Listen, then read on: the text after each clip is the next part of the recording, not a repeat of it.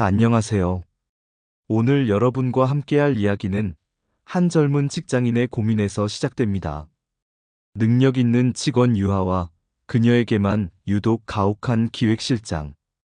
그 뒤에 숨겨진 두 가족의 아픈 과거와 용서에 관한 이야기입니다. 지금 구독, 좋아요, 알림 설정까지 해주시고 끝까지 들어주시면 마지막엔 속 시원한 반전이 기다리고 있습니다. 그럼 이야기 시작하겠습니다. 지금부터 여러분은 때로는 분노하고 때로는 가슴 아파하며 마지막에는 깊은 감동을 느끼게 될 것입니다. 대기업 K테크 기획부서. 월요일 오전 9시 컴퓨터 키보드 소리가 리듬감 있게 울려 퍼집니다. 그 중심에 앉아있는 김유아 과장. 입사 5년 차 29살의 그녀는 동료들 사이에서 기획부의 에이스라고 불립니다. 유하야, 또 야근했니? 책상 정리가 완벽하네. 어제 제안서 검토하는데 시간 가는 줄 몰랐어요. 동료 선배가 감탄하며 말합니다. 유하가 만든 기획서는 정말 예술이야. 자료 분석부터 시각화까지 흠잡을 데가 없어. 실제로 유하의 능력은 인정받고 있었습니다. 고객 만족도 분석 보고서는 본사에서 모범 사례로 선정되었고, 신제품 마케팅 전략은 매출 증대에 직접적으로 기여했습니다. 하지만 한 사람만은 달랐습니다. 박민수 기획실장, 김유아 과장. 차가운 목소리가 사무실에 울려 퍼집니다. 다른 직원들의 웃음소리가 한순간에 멎습니다. 네, 실장님. 유하가 긴장한 목소리로 대답합니다. 어제 제출한 분석 보고서 말이야. 3페이지 두 번째 단락. 글꼴이 10.5포인트야. 회사 규정은 11포인트 이상이라고 했을 텐데. 아, 죄송합니다. 바로 수정하겠습니다. 그리고 17페이지 차트의 색상 배치도 마음에 안 들어. 전체적으로 다시 해와. 1시간 뒤 유아는 수정된 보고서를 다시 제출합니다. 김유아 과장, 이번엔 차트는 괜찮은데 결론 부분이 너무 장황해. 핵심만 간추려서 다시 써와. 실장님, 혹시 어떤 부분을 더 줄이면 될까요? 그것도 모르겠다고? 기획 업무 5년 했으면서? 유하의 얼굴이 빨갛게 달아오릅니다. 억울함과 당황스러움이 뒤섞인 표정입니다. 점심시간, 화장실에서 동료 윤미가 조심스럽게 말을 걸어옵니다. 유하야, 너무 신경 쓰지 마. 박 실장이 좀 유별나긴 하지만 언니 정말 이해가 안 가요. 다른 사람 보고서에는 오타가 있어도 그냥 넘어가시는데 제 것만. 그러게. 민호 대리가 지난주에 제출한 보고서는 데이터도 틀렸는데 수고했다고 하시더라. 유아는 거울 속 자신을 바라봅니다. 화장이 조금 지워져 있었지만 피로감보다는 의문이 더 컸습니다. 도대체 내가 뭘 잘못했을까? 왜 나만 이렇게 대하시는 걸까? 오후에도 상황은 마찬가지였습니다. 김 과장, 회의 자료 준비는 끝났나? 네, 실장님. 확인 부탁드립니다. 페이지 구성이 어색해. 순서를 바꿔봐. 어떤 순서로 하면 될까요? 그건 네가 생각해봐야지. 내가 다 알려줘야 해? 퇴근 시간. 동료들은 하나둘 자리를 떠나고 유아만 홀로 남아 또다시 자료를 수정하고 있습니다. 컴퓨터 화면에 비친 자신의 모습이 너무나 초라해 보였습니다. 입사 초기에 패기 넘치던 모습은 온데간데 없고 지쳐가는 자신만이 남아 있었습니다.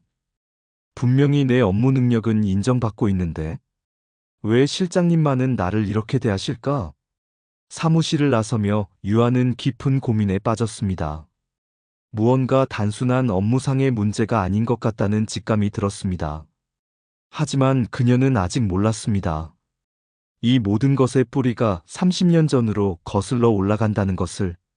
저녁 8시 유하의 집. 아담한 아파트에 은은한 조명이 켜져 있습니다. 아빠, 저 왔어요. 현관문을 열며 유아가 인사합니다. 거실에서는 60대 초반의 아버지 김정아 씨가 신문을 읽고 있었습니다. 우리 딸 왔구나. 오늘도 늦었네. 네.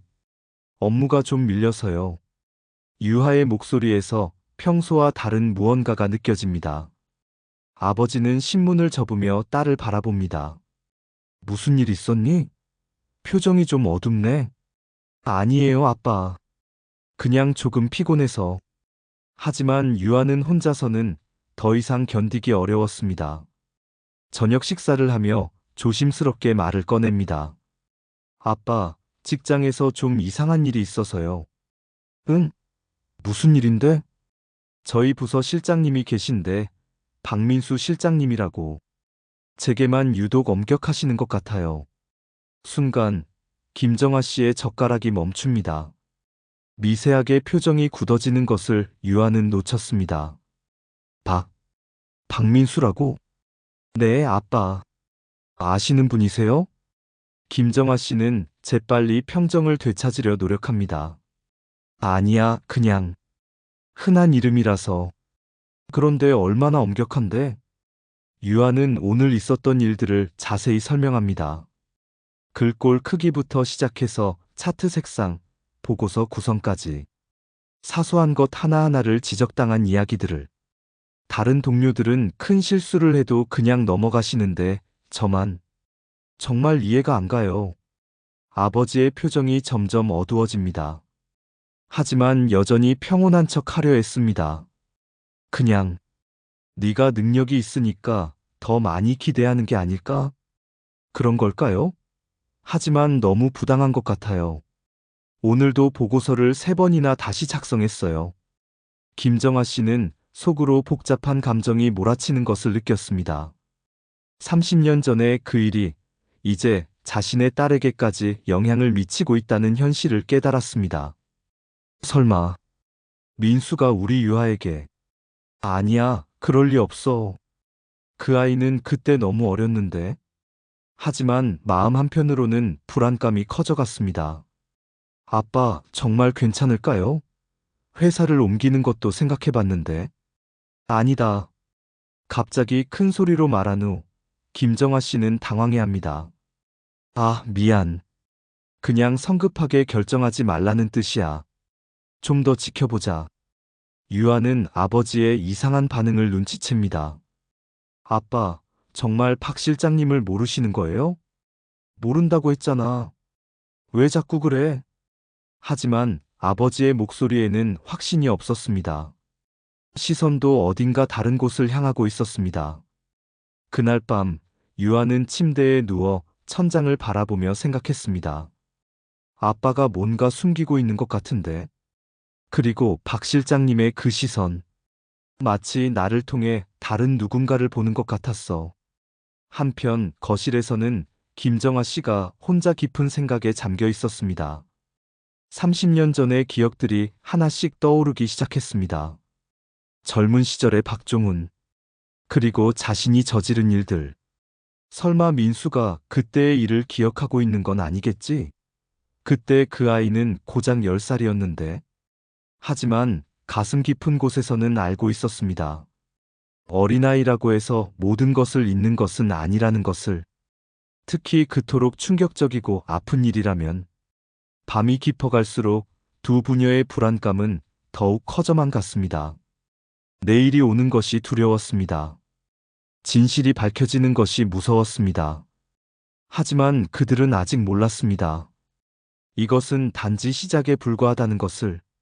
다음 날 아침, K테크 기획부서는 평소와 다름없는 일상으로 시작됩니다.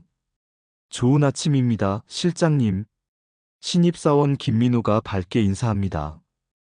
민호군. 일찍 왔네. 어제 제출한 보고서 검토해봤는데 아이디어가 참신하더군. 박민수 실장의 목소리는 따뜻하고 자상합니다. 정말요? 감사합니다. 다만 시장 분석 부분이 조금 부족한 것 같은데 시간 날 때 함께 검토해보자. 부담 갖지 말고. 네, 잘 부탁드립니다. 이런 모습은 비단 신입사원에게만 해당되는 것이 아니었습니다. 이 대리, 어제 고생 많았어. 새벽까지 자료 정리한다고. 아, 실장님. 괜찮습니다. 몸 관리 잘해야 해. 가족들도 걱정할 텐데. 오늘은 일찍 퇴근하고 내일 프레젠테이션은 내가 함께 참석할게. 감사합니다, 실장님. 박 실장은 부서원들 사이에서 인자한 리더, 배려 깊은 상사로 통했습니다. 개인적인 고민이 있는 직원에게는 조용히 상담을 해주고 실수를 한 직원에게는 격려와 함께 재기 기회를 제공했습니다. 하지만 유아가 사무실에 들어서는 순간 분위기가 달라집니다. 김유아 과장. 네, 실장님. 어제 수정 지시한 보고서는 메일로 전송해드렸는데 확인해봤어. 그런데 여전히 만족스럽지 않네. 주변 동료들의 시선이 집중됩니다. 모두가 알고 있는 일상적인 풍경이지만 여전히 불편한 긴장감이 흐릅니다. 어떤 부분이 부족한지 알려주시면. 전체적인 논리 구조가 애매해. 다시 생각해보고 제작성해와. 구체적으로 어떤 논리가. 그것도 내가 다 알려줘야 해? 바로 그때 정 과장이 다가옵니다. 실장님, 제가 준비한 기획안 검토 부탁드립니다. 박 실장은 자료를 받아보더니 미소를 짓습니다. 정 과장, 항상 고마워. 대충 봐도 잘 정리된 것 같은데? 회의 때 발표해보자. 네, 감사합니다. 유아는 그 장면을 지켜보며 가슴이 답답해집니다. 정 과장의 기획안은 대충 훑어봐도 몇 가지 오류가 보였습니다.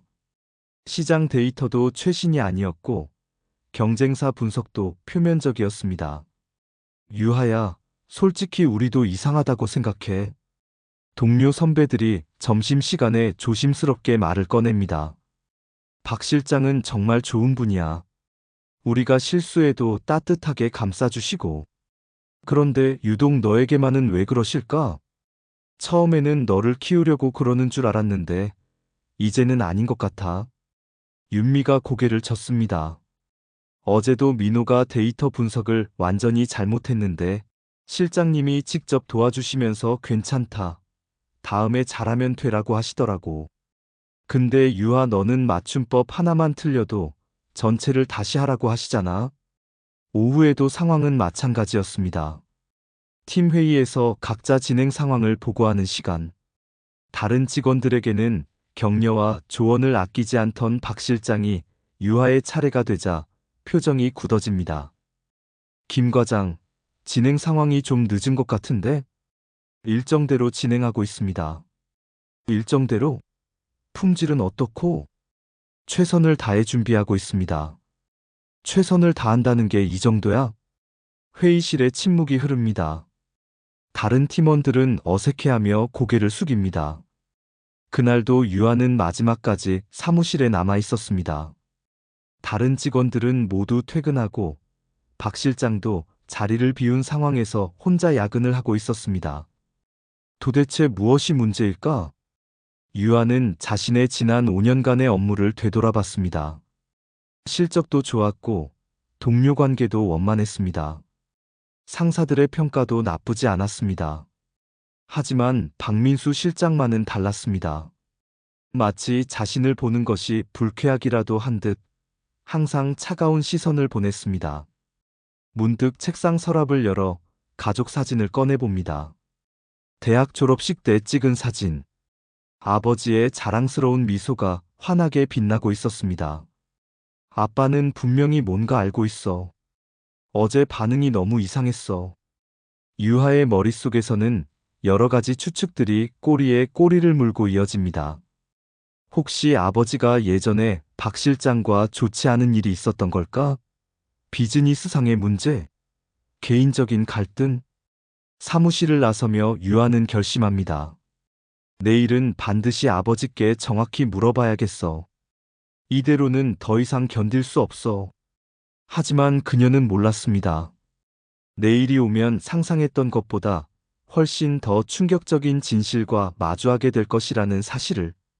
그리고 30년 전에 그 일이 단순한 비즈니스 갈등이 아니라 한 가족을 완전히 파멸로 몰아넣은 치밀하고 잔혹한 음모였다는 것을. 다음 날 유아는 평소보다 30분 일찍 출근했습니다. 마음의 준비를 하고 싶었습니다. 오늘은 반드시 박 실장과 직접 대화를 나눠야겠다고 결심했습니다. 오전 10시 대부분의 팀원들이 외부 미팅으로 자리를 비운 상황. 유아에게는 절호의 기회였습니다. 실장님, 잠깐 말씀드릴 것이 있는데. 박민수 실장은 컴퓨터 화면을 보다가 고개를 들었습니다. 순간 그의 눈빛이 차갑게 변하는 것을 유아는 놓치지 않았습니다. 무슨 일이야? 개인적으로 궁금한 것이 있어서. 혹시 제가 무엇을 잘못했습니까? 박 실장의 손이 잠시 멈춥니다. 펜을 꽉 쥔 손끝이 하얘질 정도였습니다. 무슨 뜻인지 모르겠는데. 실장님께서 저에게만 유독 엄격하신 것 같아서요. 혹시 제가 모르는 실수를 했다면. 실수? 박 실장이 비웃는 듯한 표정을 짓습니다. 네, 그렇다면 알려주시면 고치겠습니다. 박 실장은 자리에서 일어나 창가로 걸어갑니다. 뒷모습에서 무언가 깊은 고민과 분노가 느껴졌습니다. 김유아 과장. 네. 너, 아버지 성함이 어떻게 되지?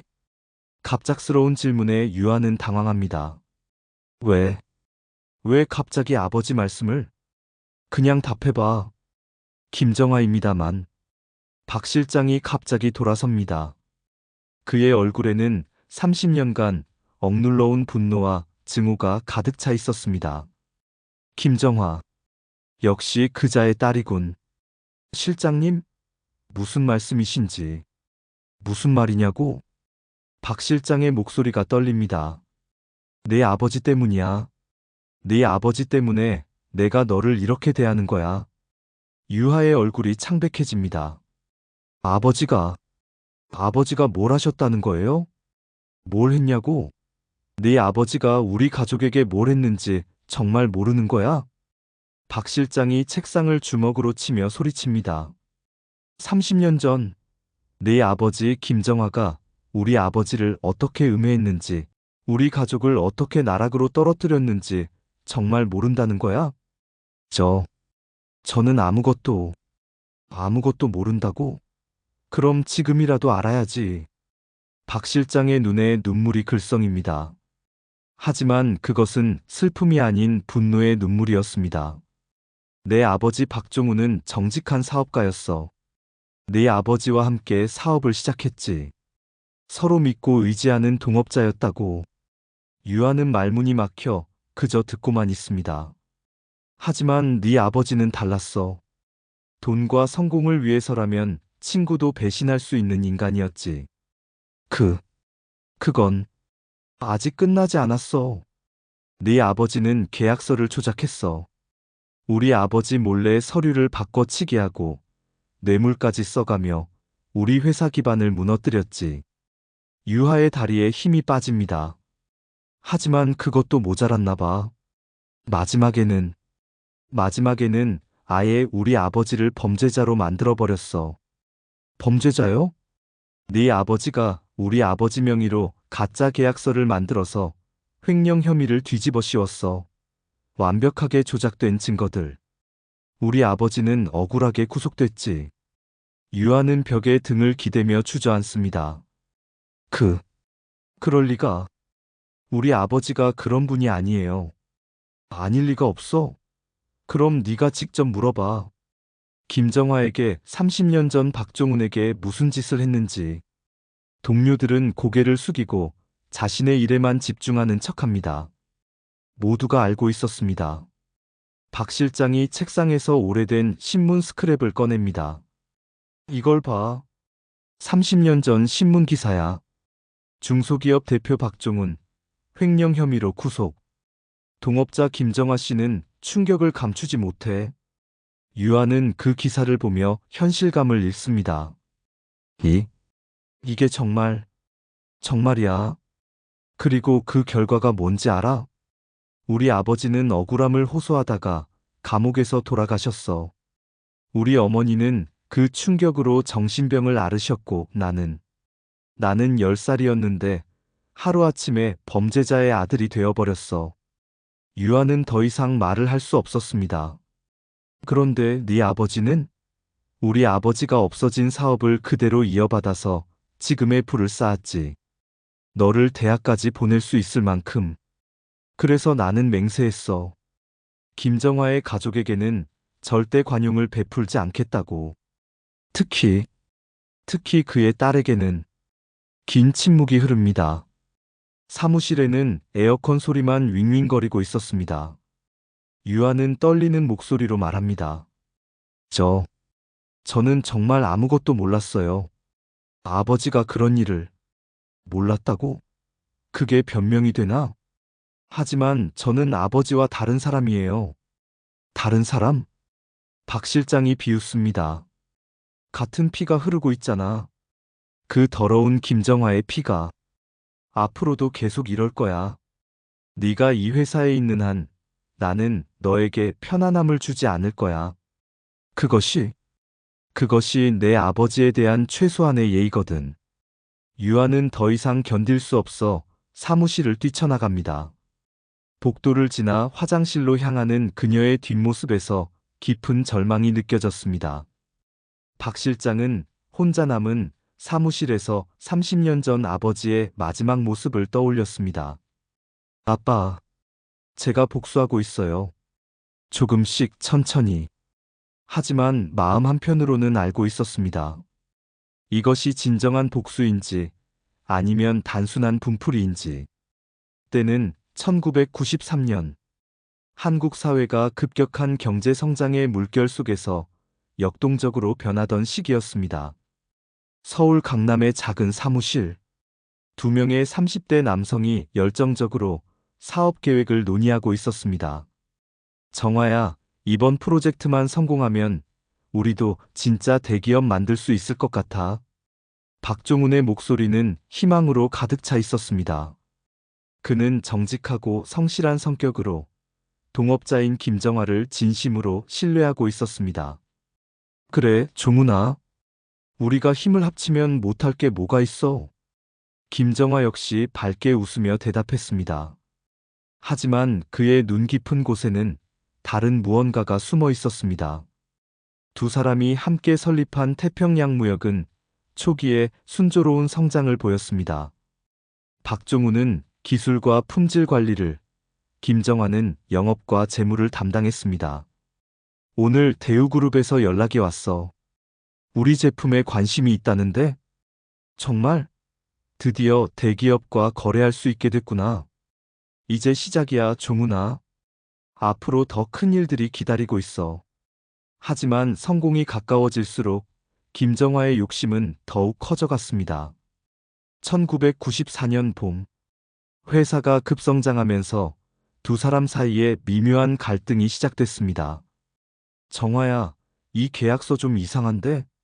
수수료가 너무 높은 것 아니야? 박종훈이 의문을 제기했습니다. 뭐가 이상해? 요즘 시장이 어떤데? 이 정도는 해야 경쟁에서 살아남아. 하지만 우리가 처음에 약속한 원칙과는 다르잖아. 원칙? 사업에서 원칙만 고집하면 망하는 거야. 김정화는 박종훈 몰래 거래처와 별도의 리베이트 계약을 맺기 시작했습니다. 회사 장부에는 표시되지 않는 비자금을 조성했습니다. 종훈이는 너무 순진해. 이런 식으로는 큰 사업 못해. 김정화는 혼자 중얼거리며 점점 더 큰 욕심을 품게 됩니다.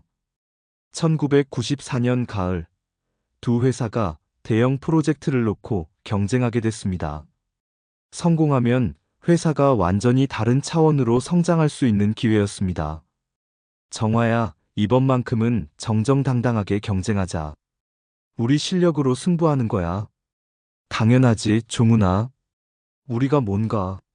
하지만 김정화의 속마음은 달랐습니다. 김정화는 은밀히 경쟁사에 접근했습니다. 박종훈이 출장을 간 사이 회사의 핵심 기술 정보를 유출했습니다. 이 정보면 충분할 겁니다. 대신 계약이 성사되면 약속하신 대로. 물론이죠, 김 사장님.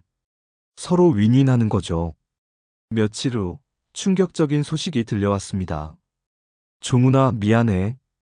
우리가 계약에서 떨어졌어. 뭐? 어떻게 된 거야? 우리 제안서가 완벽했는데 상대방이 더 좋은 조건을 제시한 것 같아. 박종훈은 실망했지만 의심하지 않았습니다. 여전히 김정화를 신뢰하고 있었습니다. 하지만 김정화의 배신은 여기서 끝나지 않았습니다. 그는 더 큰 그림을 그리고 있었습니다. 회사의 재무 상황을 조작하기 시작했습니다. 박종훈 명의로 가짜 계약서를 만들고 회사 자금을 빼돌렸습니다. 이제 종훈이를 완전히 제거해야겠어. 그래야 회사가 온전히 내 것이 되지. 김정화는 몇 달에 걸쳐 치밀한 계획을 세웠습니다. 첫째, 박종훈 명의로 허위 계약서를 작성했습니다. 둘째, 회사 자금을 박종훈이 횡령한 것처럼 장부를 조작했습니다. 셋째, 박종훈이 모르는 사이에 그의 인감도장을 이용해 각종 서류에 도장을 찍었습니다. 완벽해. 이제 누가 봐도 종훈이가 횡령한 것으로 보일 거야. 1995년 3월 어느 날 박종훈은 평소와 다름없이 출근했습니다. 종훈아, 잠깐 얘기 좀 하자. 김정화의 표정이 심각했습니다. 왜? 무슨 일이야? 회계감사에서 문제가 발견됐어. 문제? 무슨 문제? 김정화는 조작된 서류들을 박종훈 앞에 펼쳐놓았습니다. 종훈아, 너 정말 이런 일을 했어? 뭐? 이게 뭐야? 나는 이런 계약서 본 적도 없는데? 하지만 여기 네 도장이 찍혀 있잖아. 그리고 돈도 네 계좌로 들어갔고. 박종훈은 황급히 서류를 확인했습니다. 분명히 자신의 도장이 찍혀 있었습니다. 하지만 기억이 전혀 없었습니다. 정화야, 이건 누군가 조작한 거야. 나는 정말. 종훈아, 나도 믿고 싶어. 하지만 증거가 너무 명확해. 김정화는 마치 자신도 충격받은 것처럼 연기했습니다. 어떻게 해야 할까, 종훈아? 이런 일이 밖으로 새어나가면. 정화야, 제발 믿어줘. 나는 정말 그런 일 하지 않았어. 하지만 검찰에서는 어떻게 생각할까? 바로 그때 사무실 문이 열리며 수사관들이 들어왔습니다. 박종훈 씨죠? 횡령 혐의로 긴급 체포합니다. 박종훈이 수갑을 차며 김정화를 바라봤습니다. 그 순간 김정화의 눈빛에서 모든 것을 깨달았습니다. 정화야, 설마 너가. 미안해, 종훈아. 하지만 비즈니스는 원래 잔혹한 거야. 김정화가 작게 중얼거렸습니다. 박종훈만 들을 수 있을 정도로. 그날 저녁 박종훈의 집. 아내와 10살 된 아들 민수가 뉴스를 보고 있었습니다. 아빠 회사 사장이 횡령으로 체포되었다는 속보가 들어왔습니다. 여보, 이게 무슨 일이야? 어린 민수는 텔레비전 화면에 나온 아버지의 모습을 보며 울기 시작했습니다. 아빠가 나쁜 사람이에요? 아빠가 도둑이에요? 아니야, 민수야. 아빠는 그런 사람이 아니야. 하지만 사회의 시선은 차가웠습니다. 이웃들의 수군거림, 아이 친구들의 따가운 시선, 하루아침에 바뀐 모든 것들. 여보, 정말 그런 일 하지 않았죠? 당연하지. 나를 못 믿겠어? 이건 누군가 나를 함정에 빠뜨린 거야. 하지만 증거는 너무나 완벽했습니다. 박종훈의 결백을 믿어주는 사람은 아무도 없었습니다. 6개월 후 박종훈은 감옥에서 마지막 면회를 했습니다. 민수야, 아빠 말 잘 들어라. 그리고 김정화. 그 사람만은 절대 믿지 마라. 아빠, 무슨 말씀이에요? 나중에 크게 되면 알게 될 거야. 김정화가 우리 가족에게 무슨 짓을 했는지. 그것이 박종훈이 아들에게 남긴 마지막 말이었습니다. 한 달 후 박종훈은 감옥에서 심장마비로 세상을 떠났습니다. 억울함과 분노를 품은 채로 김정화는 동업자의 장례식에 참석해 눈물까지 흘렸습니다. 종훈아, 미안해. 내가 네 억울함을 풀어주지 못해서. 완벽한 연기였습니다. 그리고 회사는 온전히 그의 것이 되었습니다. 10살의 민수는 아버지의 관 앞에서 맹세했습니다. 아빠, 저는 김정아를 절대 용서하지 않을 거예요. 평생. 이것이 30년 전 일어난 두 가족의 비극이었습니다. 그리고 이 악연이 지금 다음 세대까지 이어지고 있는 것입니다. 1995년 여름, 박종훈이 구속된 지 3개월이 지났습니다. 하지만 박종훈 가족의 고통은 이제 시작에 불과했습니다. 엄마, 우리 왜 이사해야 해요? 10살 민수가 이삿짐을 정리하는 어머니에게 물었습니다. 아빠가 돌아올 때까지 좀 더 작은 집에서 살아야 해. 하지만 진실은 달랐습니다. 집을 팔아야 했습니다. 변호사 비용, 생활비, 모든 것이 부족했습니다. 새로 이사한 동네에서도 박 씨 가족을 바라보는 시선은 차갑기만 했습니다. 저기 저 여자 횡령범 아내래요. 아이 불쌍해라. 아버지가 그러면 우리 아이들이랑은 놀지 말라고 해야겠어요. 민수는 학교에서도 마찬가지였습니다. 야, 도둑놈 아들. 너희 아빠 감옥에 있지? 우리랑 같이 놀지 마. 이런 상황이 지속되면서 민수 어머니는 심각한 우울증에 빠졌습니다. 여보, 정말 그런 일 안 했죠? 날 속인 건 아니죠? 면회 때마다 같은 질문을 반복했습니다. 당신이 날 못 믿겠소? 나는 정말 억울해. 하지만 증거가 너무 확실하다고 하잖아요. 박종훈의 마음은 찢어질 것 같았습니다. 사랑하는 아내마저 자신을 의심하고 있었습니다. 그런 어느 날, 김정아가 박씨 댁을 찾아왔습니다. 형수님, 안녕하세요. 아, 정아씨. 종훈이 형 때문에 많이 힘드시죠? 제가 도울 수 있는 일이 있으면. 김정아는 봉투 하나를 내밀었습니다. 이건 뭐예요? 생활비로 쓰세요. 종훈이 형과 저는 형제 같은 사이였는데. 하지만 이 도움에는 조건이 있었습니다. 형수님, 한 가지 부탁이 있는데. 혹시 기자들이나 수사관들이 와서 물어보면 종훈이 형이 평소에 돈 문제로 고민이 많았다고 말씀해 주세요. 그게 무슨 말씀이세요? 아니에요. 그냥. 그래야 형의 형량이 줄어들 수도 있어요. 민수 어머니는 혼란스러웠습니다. 남편을 도우려는 것인지 아니면 다른 의도가 있는 것인지 판단할 수 없었습니다. 한편 김정아는 더욱 치밀하게 증거를 조작하고 있었습니다. 이제 박종훈이 완전히 범죄자가 되도록 마무리해야겠어. 그는 박종훈이 다른 업체들과도 비슷한 거래를 했다는 가짜 증거를 만들어냈습니다. 심지어 박종훈의 부하 직원들을 매수해 거짓 증언을 하도록 했습니다. 사장님이 평소에 돈에 대한 욕심이 많으셨어요. 자주 이런 식으로는 큰 돈 못 번다고 하셨어요. 결국 박종훈은 1심에서 징역 3년을 선고받았습니다. 피고인 박종훈은 동업자의 신뢰를 배반하고 회사 자금을 횡령한 죄가 중대하므로 법정에서 판결을 듣는 박종훈의 얼굴은 절망으로 가득 차 있었습니다. 판사님, 저는 정말 억울합니다. 김정아가 저를 함정해. 피고인은 정숙하십시오. 마지막 면회. 박종훈은 아내와 아들을 마주했습니다. 민수야, 아빠 얘기 들어봐. 네, 아빠. 아빠는 정말 그런 일 하지 않았어. 김정아가 아빠를 나쁜 사람으로 만든 거야. 김정아 아저씨가요? 그런데 아저씨는 우리를 도와주고 계시는데. 민수야, 그 사람 말에 속으면 안 돼. 그 사람은 악마야. 여보, 그런 말 하지 마세요. 정아 씨가 얼마나 우리를 도와주는데. 당신도 속았구나. 모두 다 그자의 계략에 속아 넘어갔어.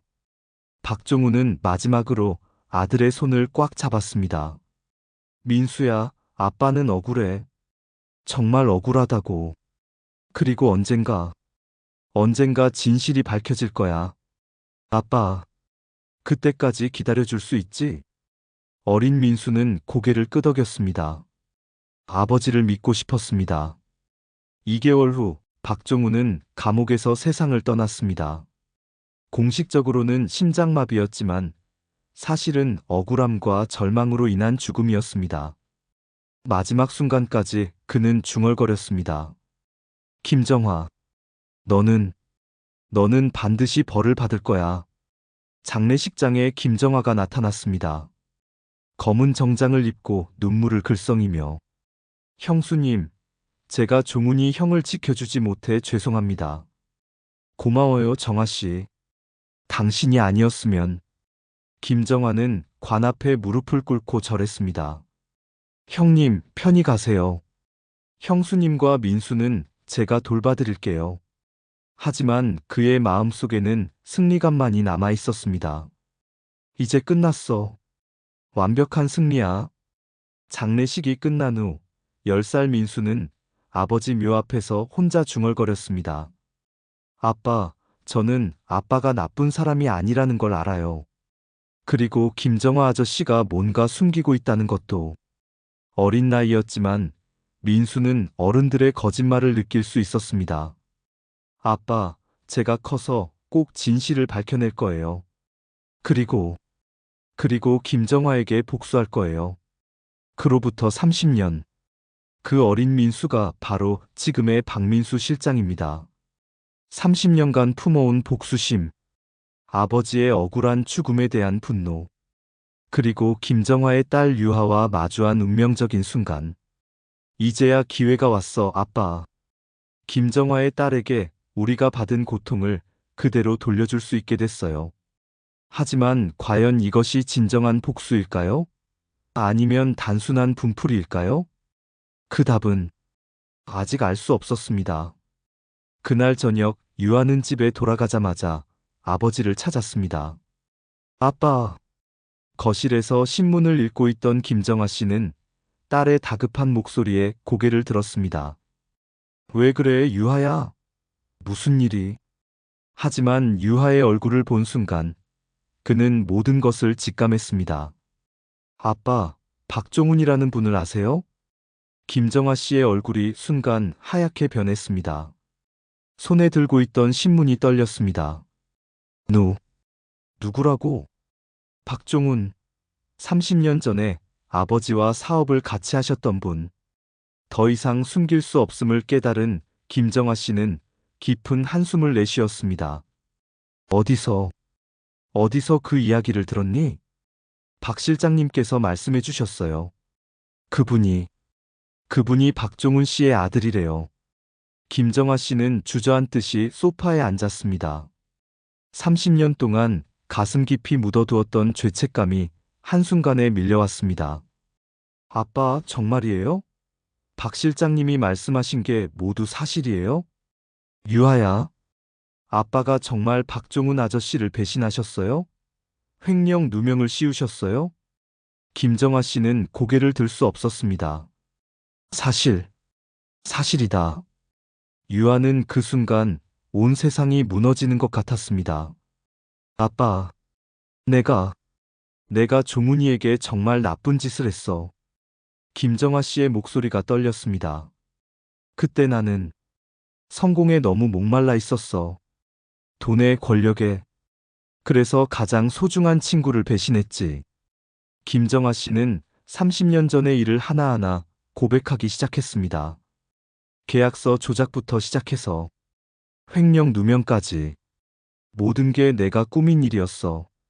아빠, 어떻게 그런 일을. 나는 종훈이가 너무 착하고 순진하다고 생각했어. 그런 성격으로는 큰 성공을 할 수 없다고. 김정아 씨의 눈에 눈물이 흘렀습니다.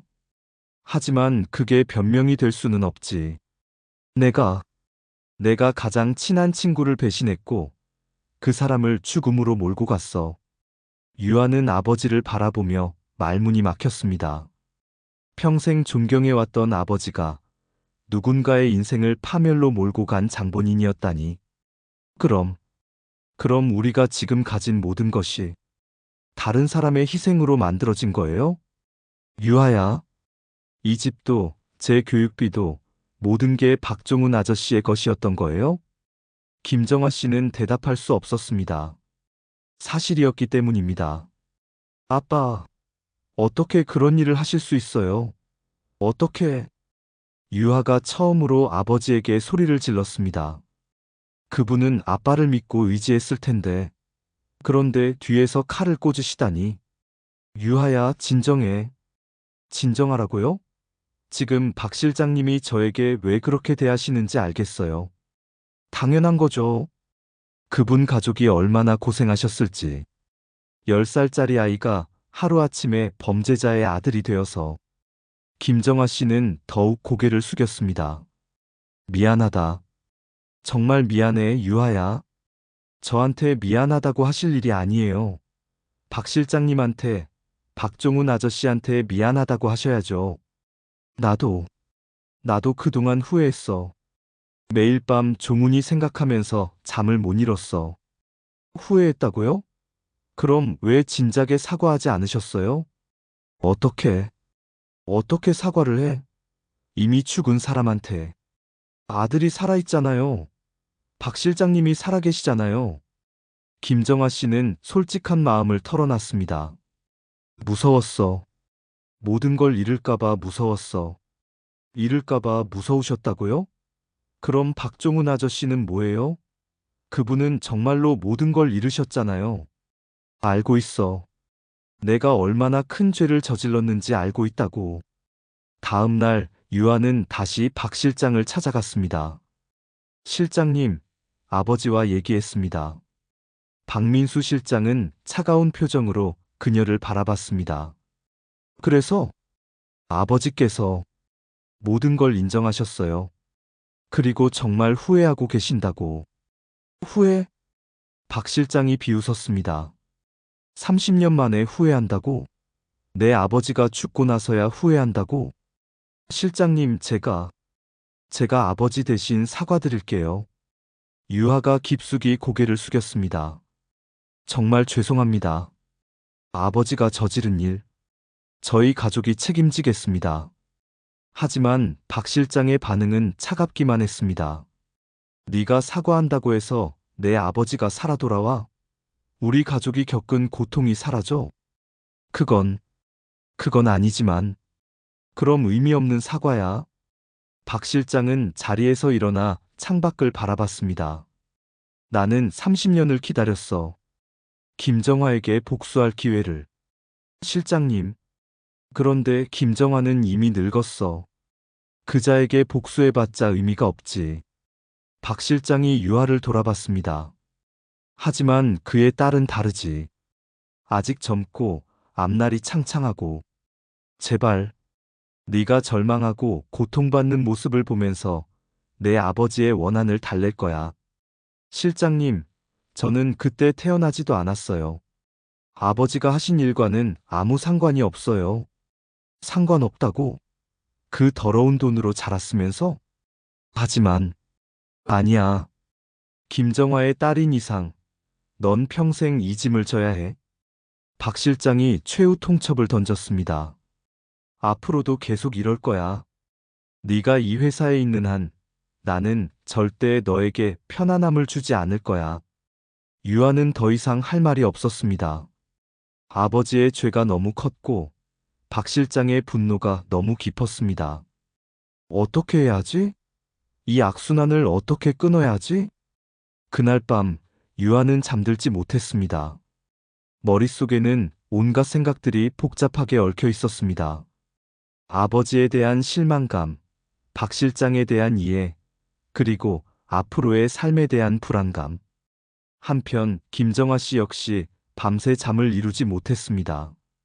내가 저지른 죄가 이제 내 딸에게까지. 어떻게 해야 하나? 그리고 박민수 실장도 마찬가지였습니다. 아버지, 제가 복수하고 있어요. 하지만 왜 이렇게 마음이 편하지 않을까요? 세 사람 모두 각자의 자리에서 긴 밤을 보냈습니다. 30년 전에 죄가 만들어낸 현재의 고통 속에서. 며칠 후, 김정아 씨는 중대한 결심을 내렸습니다. 30년간 숨겨왔던 진실을 세상에 공개하기로 한 것입니다. 유하야, 아빠가 해야 할 일이 있어. 무슨 일이세요, 아빠? 박종훈, 그 친구에게 진짜 사과를 해야겠어. 그리고 세상 사람들에게 진실을 말해야지. 김정아 씨는 기자회견을 열었습니다. 30년 만에 진실을 고백하는 자리였습니다. 안녕하십니까? 저는 김정아입니다. 기자회견장에는 많은 기자들이 모여 있었습니다. 갑작스러운 기자회견 공지에 모두들 궁금해하고 있었습니다. 오늘 이 자리에 선 이유는 30년 전 제가 저지른 큰 죄를 고백하기 위해서입니다. 김정아 씨는 떨리는 목소리로 모든 것을 털어놓았습니다. 1995년 저는 동업자였던 박종훈 씨를 배신했습니다. 회사 자금을 횡령한 것은 제가 한 일이었는데 그 죄를 박종훈 씨에게 뒤집어 씌웠습니다. 기자들이 웅성거리기 시작했습니다. 저는 계약서를 조작하고 가짜 증거를 만들어서 무고한 사람을 범죄자로 만들었습니다.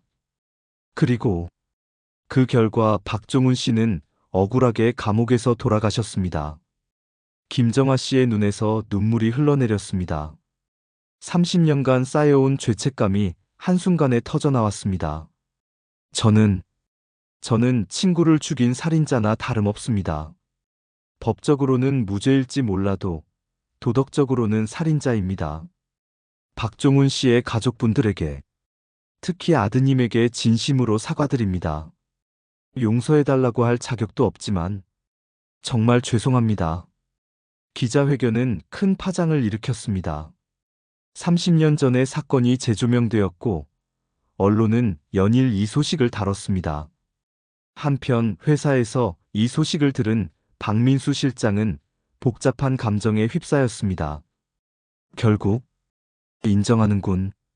박 실장은 혼자 중얼거렸습니다. 30년간 기다려온 이 순간이었지만 막상 닥치니 속이 시원하지 않았습니다. 이제 아버지의 억울함이 풀렸을까? 하지만 마음 한편으로는 공허함만이 남았습니다. 복수가 해결책이 아니라는 것을 깨닫기 시작했습니다. 그날 오후 유하가 박 실장을 찾아왔습니다. 실장님, 아버지께서 기자회견을 하셨어요. 봤어.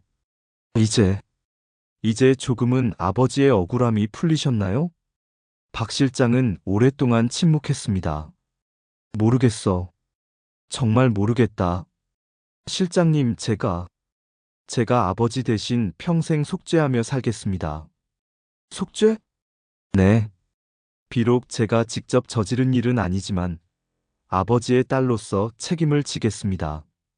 박 실장은 유아를 바라봤습니다. 처음으로 증오가 아닌 다른 감정이 들었습니다. 하지만 저를 미워하는 것만으로는 해결되지 않는 것 같아요. 무슨 뜻이야? 실장님도 힘드실 것 같아요. 30년간 복수만 생각하며 사시는 것이. 박 실장은 갑작스럽게 자신의 내면을 돌아보게 되었습니다. 정말로 내가 원했던 것이 이런 건가? 30년간 복수만을 위해 살아온 자신의 모습이 갑자기 초라해 보였습니다. 유아 씨. 네?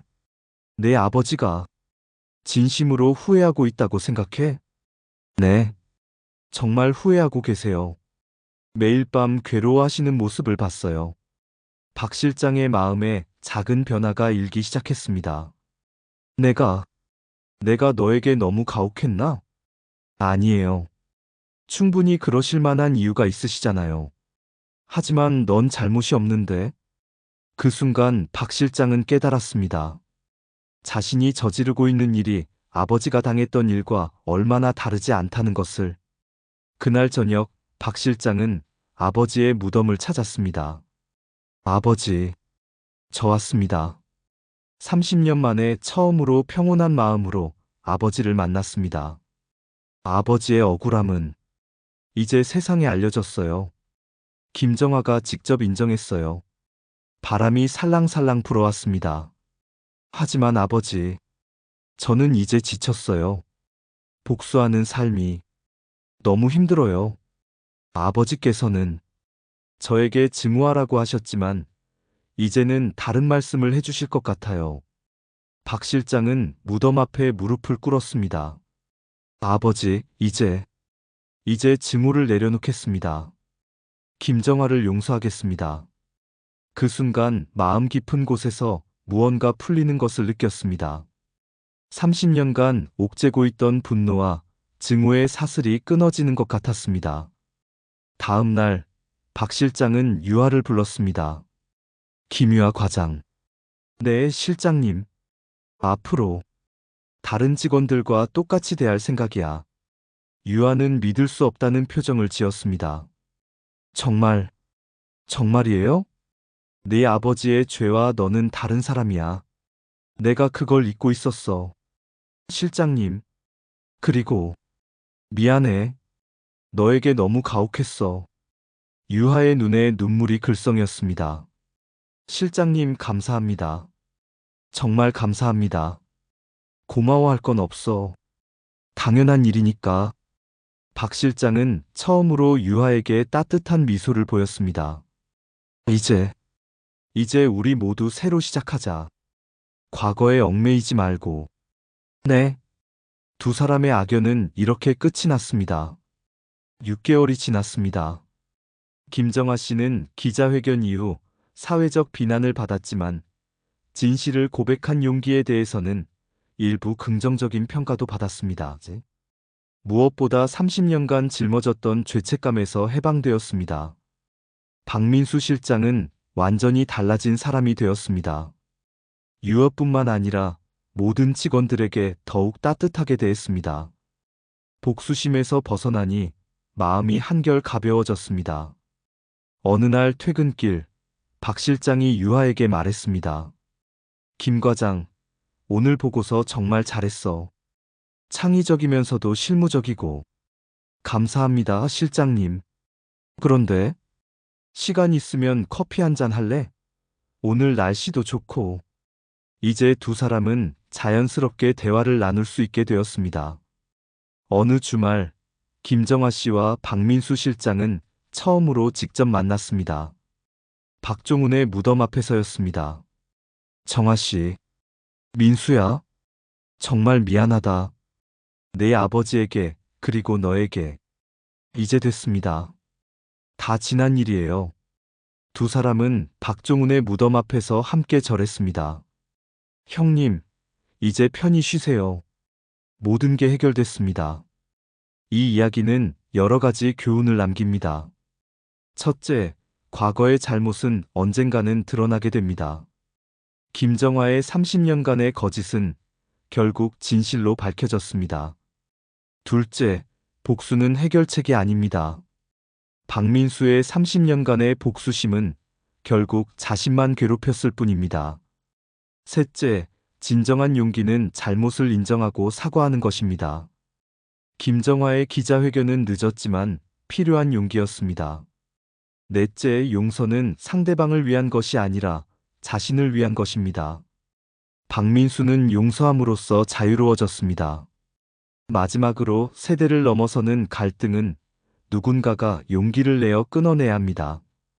유하의 진심 어린 사과와 박민수의 용서가 만나면서 30년간의 악순환이 끝났습니다. 1년 후 회사에서는 유하가 팀장으로 승진했습니다.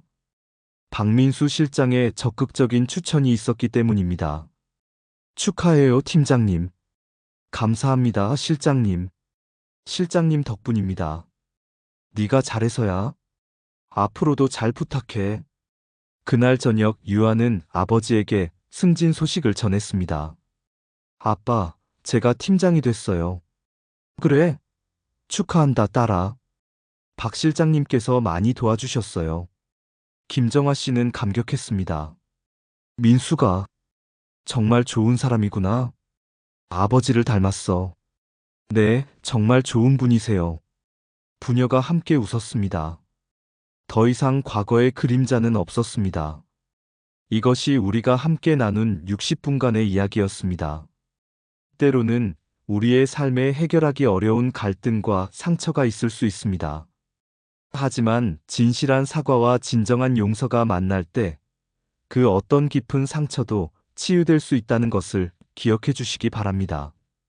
그리고 무엇보다 다음 세대에게는 우리의 상처와 분노가 아니라 용서와 화해의 지혜를 물려주어야 한다는 것을 잊지 마시기 바랍니다. 여러분의 소중한 60분을 함께 해주셔서 감사합니다. 오늘도 좋은 하루 되시기 바랍니다.